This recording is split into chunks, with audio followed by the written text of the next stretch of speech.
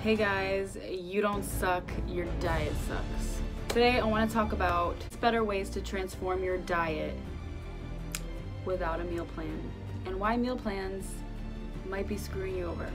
So usually people think meal plans are the answer, and when it comes to weight loss, it is the best tool to use. Well, the only problem is that usually meal plans suck and they rarely last. So instead of trying to stick to a rigid meal plan, try these tips to transform any diet. So yeah, meal plans have been a staple in the fitness and nutrition industry for the longest time. Coaches have been taught to create them, and clients expect to receive them, and they expect to have to follow them. Unfortunately, most of the time they don't work. You see, meal plans are explicit prescription, basically. They expect you to eat this certain thing at this certain time in this certain amount every 2 to 3 hours. And usually you might be thinking, good, I don't want to try and figure this stuff out on my own. Just tell me what to eat. I don't want to figure it out. And then we try to follow this rigid meal plan and stick to it, and it's like usually everything goes wrong from there.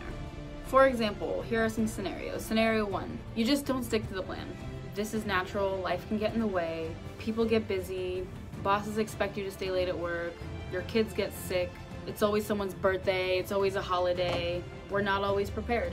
And sometimes you just don't want to have a protein bar at 10 a.m. Even if you paid someone to create this meal plan for you, sometimes you'll find yourself resenting it or subconsciously rebelling against it. This is also normal. And unfortunately, if you're following a rigid meal plan right now, you probably won't get the results you're looking for long term. You will probably instead gain weight.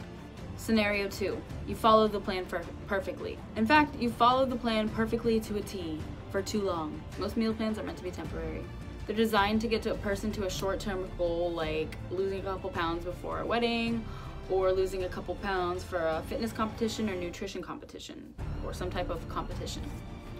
But if you're too strict for too long, what happens is you start to develop unhealthy, disordered eating patterns, and you could also develop metabolic damage as well as mental health issues. Scenario 3, you follow the plan for a little while, but it sucks. It really sucks. It's not sustainable, it doesn't have you feeling good, you feel groggy, and you just don't feel better, and it's not really getting your results, and you're going insane. Maybe you'll get some short-term results with it, but you honestly hate eating this way and you hate living this way. You never want to see another piece of tuna or lettuce in your life. And eventually you get so turned off by the whole entire dieting process that you give up or you regret doing it, and you conclude in your mind that healthy eating sucks and you never try it again.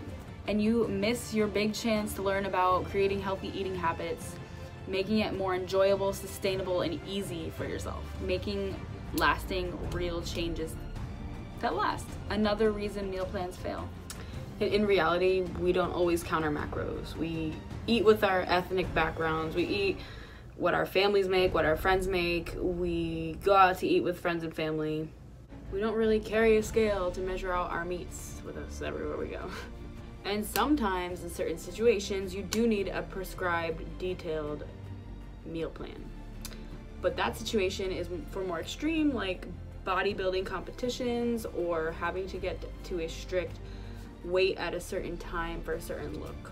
And a detailed description of what someone or a bodybuilder would have to be on would be like 35 grams of oats, 3 ounces of turkey, 1 cup of boiled broccoli, and 4.25 almonds.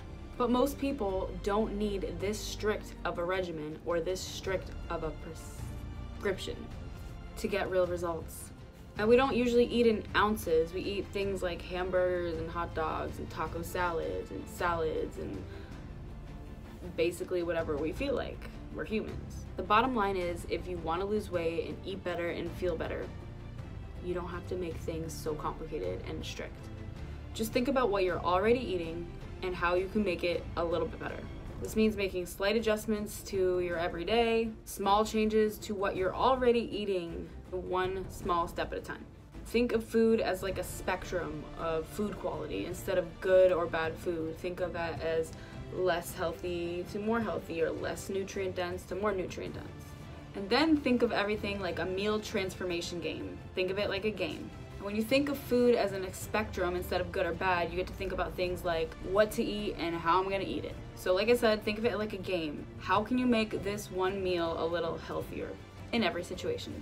And which situations can be easy or harder. And when your choices are limited, like you're traveling or you're at work and there's a work cafeteria, how can you make that meal a little healthier without trying to be perfect? You can transform your breakfast, lunch, and dinner through small changes. Here's the stages. Stage 1. Say that your go-to breakfast usually is a Starbucks Frappuccino with whipped cream and a chocolate donut. You scarf it down on the way to work. This is your starting point. It's not bad, it's just not working for you anymore and it doesn't make you feel good.